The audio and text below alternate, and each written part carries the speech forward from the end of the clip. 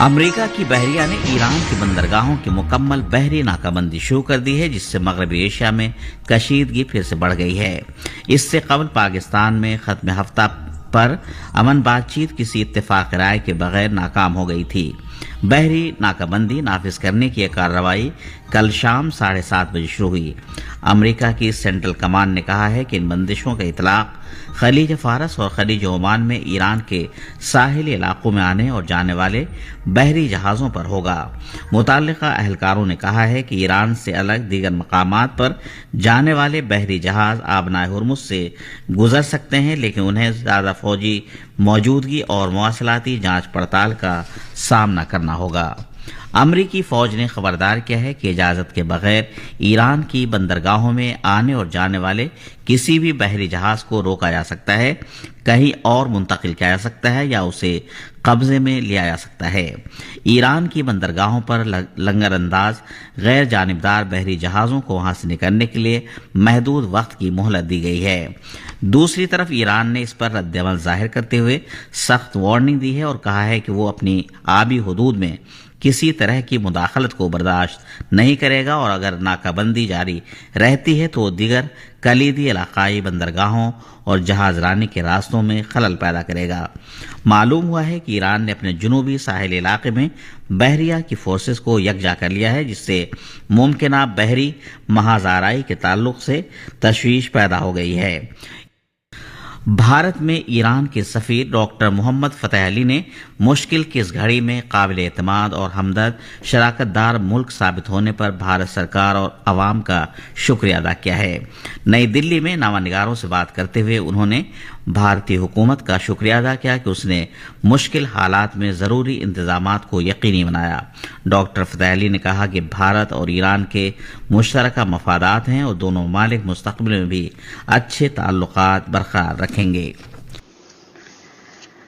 امریکی صدر Donald Trump نے ایرانی بندرگاہوں میں داخل ہونے یا وہاں سے روانہ ہونے والے بحری جہازوں کے لیے امریکی ناکہ بندی کا اعلان کیا ہے۔ پاکستان میں منعقدہ امریکہ اور ایران کے امن مذاکرات میں کسی معاہدے تک پہنچنے میں ناکامی کے بعد یہ کہا گیا ہے۔ ٹرمپ نے اتوار کے روز اعلان کیا کہ امریکی بحریہ امریکی مشرقی وقت کے مطابق پیر کو صبح 10 بجے ناکہ بندی شروع کر دے گی۔ انہوں نے کہا آبنائے ہرمز کے حوالے سے بہت اچھی چیزیں ہو رہی ہیں۔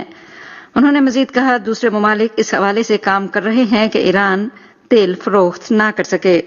ٹرمپ کو یقین تھا کہ یہ اقدام بہت مؤثر ہوگا۔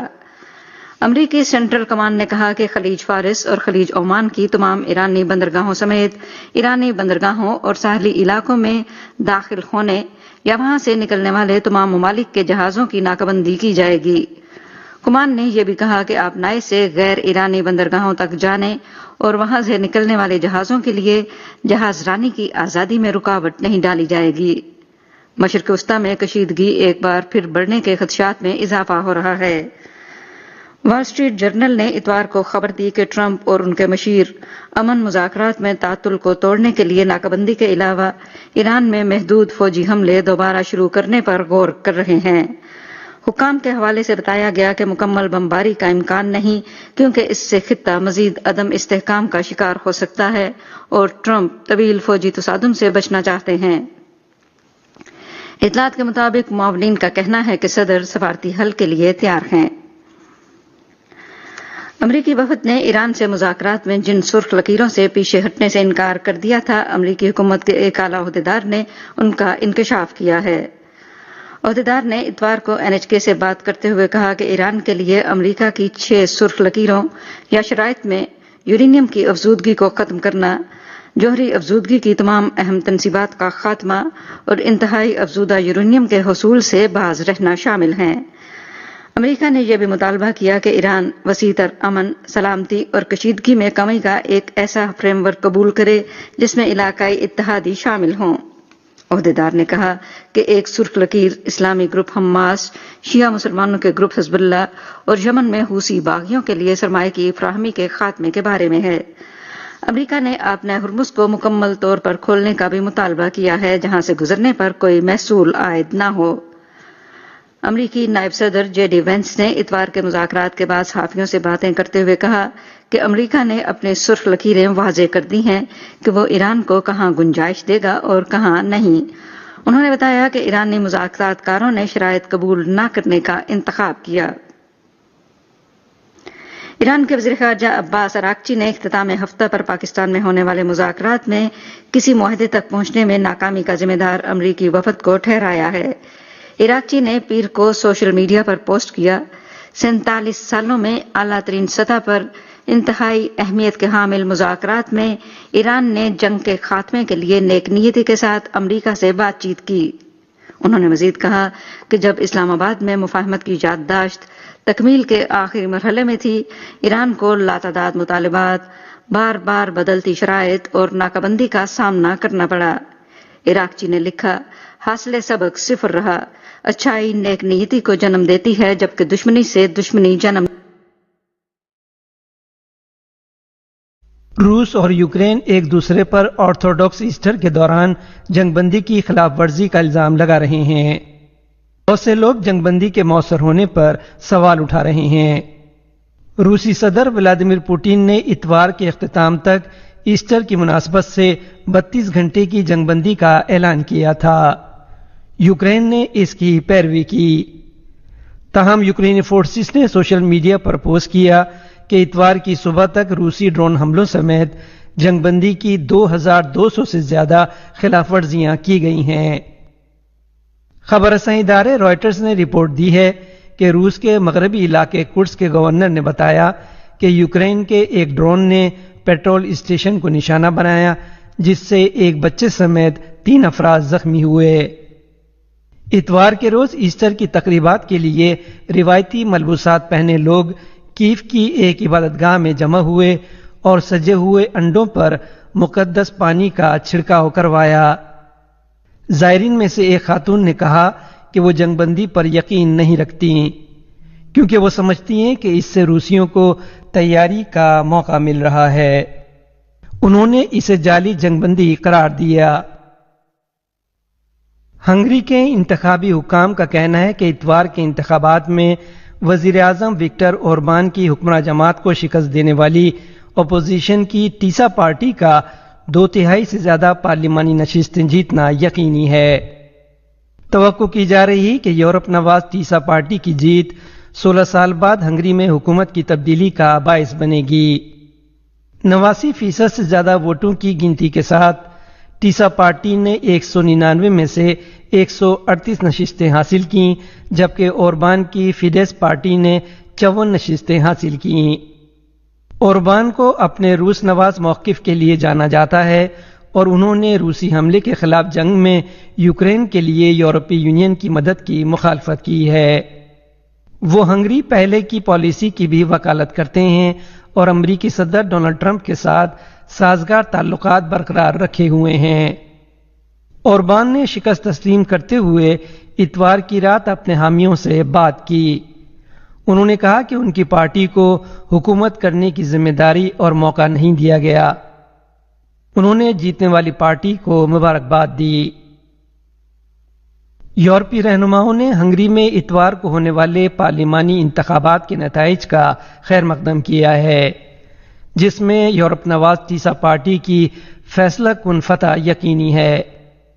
यूरोपीय कमीशन की सदर उर्सुला वान डेर लेयन ने इतवार को एक सोशल मीडिया पोस्ट में लिखा, हंगरी ने यूरोप का इंतखाब किया है। यूरोप ने हमेशा हंगरी का इंतखाब किया है। एक मुल्क अपने यूरोपीय रास्ते पर लौटता है तो यूनियन मजबूत होती है। फ्रांसीसी सदर एमानुएल मैक्रोन ने सोशल मीडिया पर पोस्ट किया कि उन्होंने अभी टीसा के रहनुमा पीटर मेगियार को फोन पर मुबारकबाद दी है। अमरीकी फौज ने ईरान की बंदरगाहों से रवाना होने वाले बहरी जहाज़ों की नाकाबंदी शुरू कर दी है। अमरीकी फौज की सेंट्रल कमांड ने कहा है कि खलीज फारस और खलीज ओमान में ईरानी बंदरगाहों में आने या जाने वाले तमाम ममालिक के बहरी जहाज़ों के खिलाफ नाकाबंदी गैर जानिबदाराना तौर पर नाफिज की जाएगी। लबनान और इसराइली फ़ज़ाई हमले में 3 अफराद जाँ बहक हो गए। फ़ज़ाई हमले में जनूबी सूबे नबातिया के शहर میفادون میں ایک رہائشی عمارت کو تباہ کر دیا گیا۔ ادھر غزہ شہر میں اسرائیلی حملوں کے دوران ایک فلسطینی شہید اور متعدد زخمی ہو گئے۔ 2023 سے جاری اسرائیلی جارحیت میں شہید ہونے والے فلسطینیوں کی تعداد 72,333 ہو گئی ہے۔ رات کراچی میں پاکستان اور سپر لیگ کے ایک میچ میں پشاور زلمی نے ملتان سلطانز کو 24 رن سے ہرا دیا۔ پشاور زلمی نے پہلے بیٹنگ کرتے ہوئے مقررہ 20 اوورز میں 6 وکٹوں کے نقصان پر 196 رنز بنائے۔ جواب میں ملتان سلطانز مقررہ 20 اوورز میں 8 وکٹوں کے نقصان پر 172 رنز بنا سکی۔ ادھر کراچی میں پشاور زلمی اور کوئٹہ گلیڈیٹرز کے درمیان میچ کھیلا جائے گا۔ میچ شام 7 بجے شروع ہوگا۔ محکمہ موسمیات کی پیشگوئی کے مطابق آئندہ 12 گھنٹوں کے دوران ملک کے بیشتر علاقوں میں موسم زیادہ تر خشک رہنے کا امکان ہے، جبکہ وسطی اور جنوبی علاقوں میں دن کے اوقات میں موسم گرم رہے گا۔ آج صبح ریکارڈ کیا گیا بعض بڑے شہروں کا درجہ حرارت: Islamabad 14 degree centigrade, Lahore 21، Karachi 26، Peshawar 18، Quetta 13، Gilgit اور مری 8 اور مظفر آباد 15 ڈگری سینٹی گریڈ۔ کشمیر میں محکمہ موسمیات کی پیشگوئی کے مطابق سری نگر، جموں، لیہ، پلوامہ، بارہمولہ، اننت ناگ اور شوپیاں میں موسم خشک رہے گا۔ آج صبح ریکارڈ کیا گیا درجہ حرارت سری نگر اور شوپیاں میں 8 degree centigrade, Jammu 17، Leh 0، Pulwama, Baramulla اور اننت ناگ میں 7 ڈگری سینٹی گریڈ ریکارڈ کیا گیا۔